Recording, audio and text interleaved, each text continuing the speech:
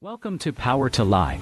In today's conflict map, we are examining the US-Iran conflict explained, How We Got Here, Part 1. On January 3, 2020, a US drone strike killed Qassem Soleimani, Iran's most powerful military commander, in Baghdad.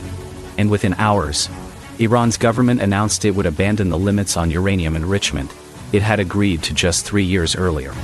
The nuclear threshold, the point at which a nation possesses enough fissile material to build a weapon, moved measurably closer.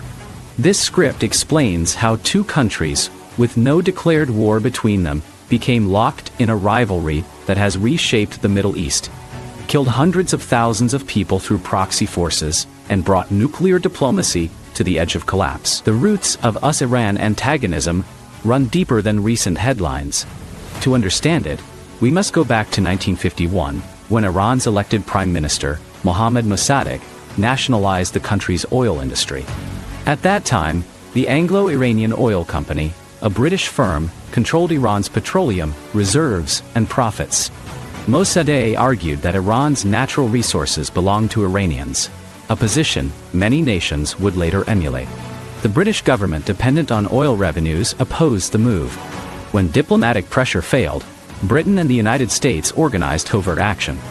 In August 1953, a CIA-backed coup removed Mossadegh from power and consolidated authority under Shah Mohammad Reza Pahlavi, a monarch aligned with Western interests.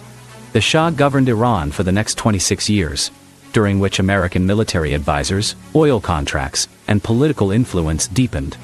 Iranians across the political spectrum came to view this period as an era of foreign domination disguised as partnership. This history shaped the ideology of the 1979 Iranian Revolution. Ayatollah Ruhollah Khomeini led a mass uprising that overthrew the Shah and established an Islamic Republic.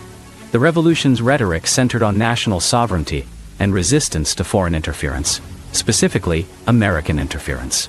The new Iranian government severed military ties with the United States, nationalized remaining foreign oil holdings, and positioned itself as a leader of anti-Western sentiment across the Middle East.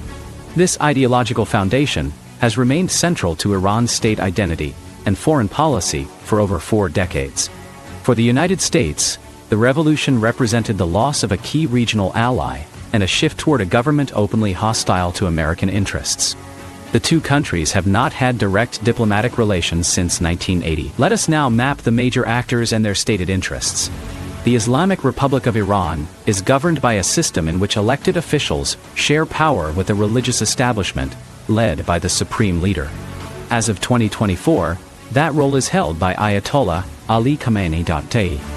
Iran pursues several stated objectives: consolidating its influence across the Middle East, protecting its territorial integrity and sovereignty, and advancing nuclear technology for civilian energy purposes.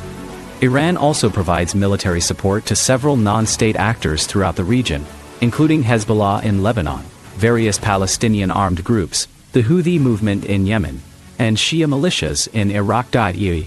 These alliances extend Iranian influence, create buffer zones against regional rivals, and allow Iran to project power without direct military confrontation. The United States, by contrast, seeks to contain Iranian influence, maintain regional stability favorable to its interests, and prevent Iran from acquiring nuclear weapons. American regional allies include Saudi Arabia, the United Arab Emirates, Israel, and several other Gulf monarchies. The United States maintains military bases throughout the Gulf and the Middle East. The United States has imposed economic sanctions on Iran repeatedly since 1979, with sanctions intensifying significantly after 2018, targeting Iran's oil exports, banking sector, and aviation industry. American officials argue sanctions are necessary to prevent nuclear proliferation and support for armed groups.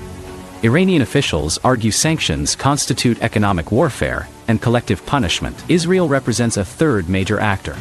The Israeli government cites Iran's support for Hezbollah, Hamas, and Palestinian Islamic Jihad as evidence of threat, all of which have carried out attacks on Israeli civilians and military targets. Israel has also repeatedly stated that it will not tolerate an Iranian nuclear weapon. In 2007 and 2010, Israeli airstrikes targeted Syrian nuclear facilities and Iranian nuclear scientists. Israeli officials later confirmed these actions, though the government did not acknowledge them publicly at the time. The resources and strategic interests at stake are substantial. Oil is the most obvious. Iran possesses the world's second-largest proven crude oil reserves, at approximately 208 billion barrels as of 2023. This reserves base generates revenue critical to the Iranian economy.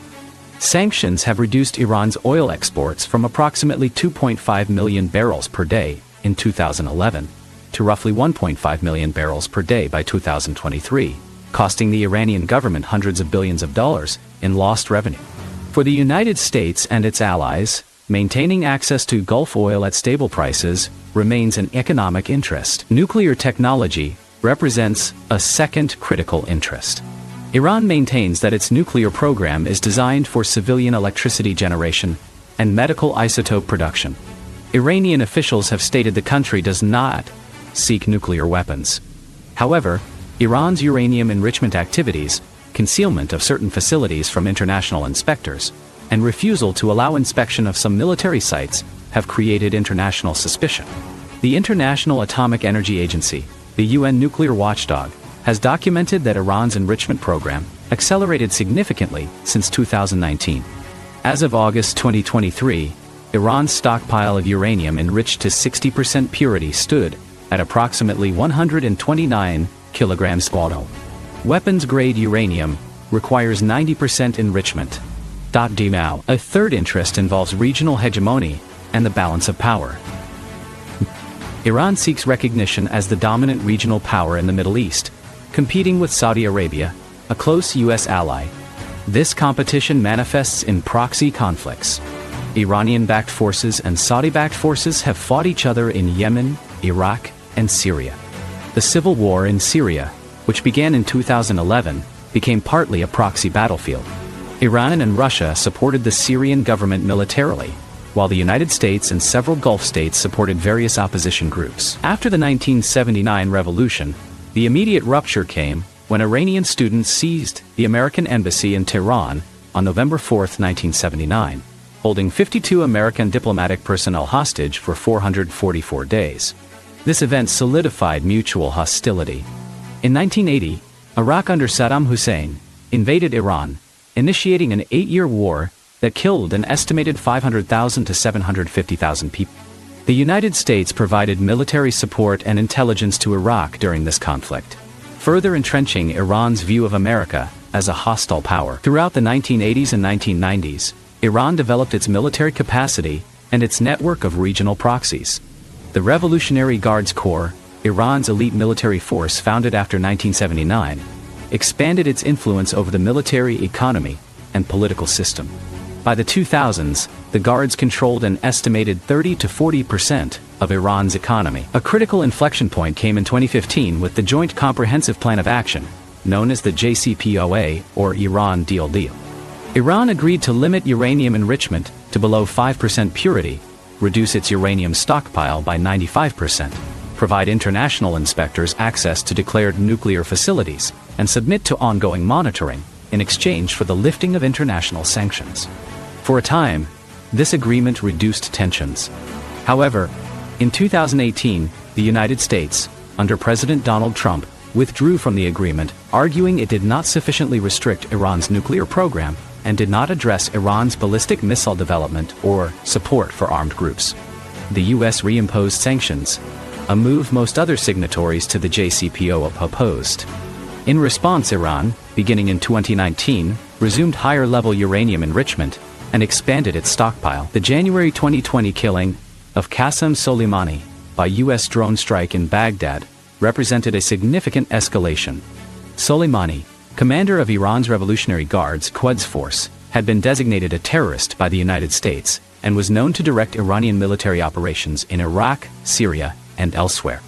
Iran responded days later by launching ballistic missiles at 2 Iraqi bases housing American troops, injuring over 100 American service members. The data on casualties from the broader conflict is difficult to compile completely, as deaths span multiple countries and non-state actors over 4 decades. However, some figures are documented.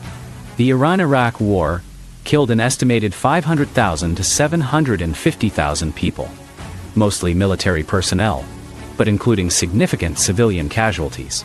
The Syrian Civil War, in which Iranian and American forces were opposed, resulted in over 600,000 deaths as of 2023. The Yemeni Civil War, where Iranian-backed Houthis and Saudi-backed forces have fought, has contributed to humanitarian catastrophe, with over 300,000 deaths attributed to conflict and related famine as of 2021. Propaganda narratives deployed by each side require careful examination. The Iranian government presents itself as a defender of Islamic civilization and national sovereignty against American imperialism. Official rhetoric emphasizes the 1953 coup as proof that the United States cannot be trusted and will always prioritize its interests over Iran's self-determination. This narrative appeals to anti-Western sentiment among certain populations. The United States and its regional allies present Iran as a destabilizing force. American officials argue Iran's support for armed groups and missiles pose a direct threat to regional stability and American personnel. They frame Iran's nuclear program as a threat to the region, particularly to Israel. This narrative appeals to Western audiences and justifies military containment policies. Israel frames Iran not merely as a regional rival, but as an existential threat. Israeli officials argue that Iran's leadership has called for the destruction of Israel, and that Iran's proxies are committed to this goal. Each narrative contains elements grounded in real events, but also selects certain facts while omitting others. Iran's government has indeed made statements hostile to Israel, but has not launched direct military attacks on Israeli territory since 1948. The United States did orchestrate the 1953 coup. Iran has supported armed groups, some of which have killed civilians, but Iran frames these groups as legitimate resistance. Examining these narratives requires distinguishing between propaganda and legitimate disagreement over priorities and interpretations. The prospect for resolution remains uncertain. Diplomacy re-emerged under the Biden administration, which rejoined the JCPOA process, though direct negotiations have not yet succeeded in restoring the agreement. Iran has demanded removal of all sanctions. The United States has demanded more stringent nuclear restrictions and inclusion of ballistic missiles in any new agreement. And allies like Israel have voiced opposition to any deal that does not include permanent restrictions on Iran's military capabilities. The US-Iran conflict, then, is not a simple bilateral dispute, but a long-standing rivalry with multiple dimensions.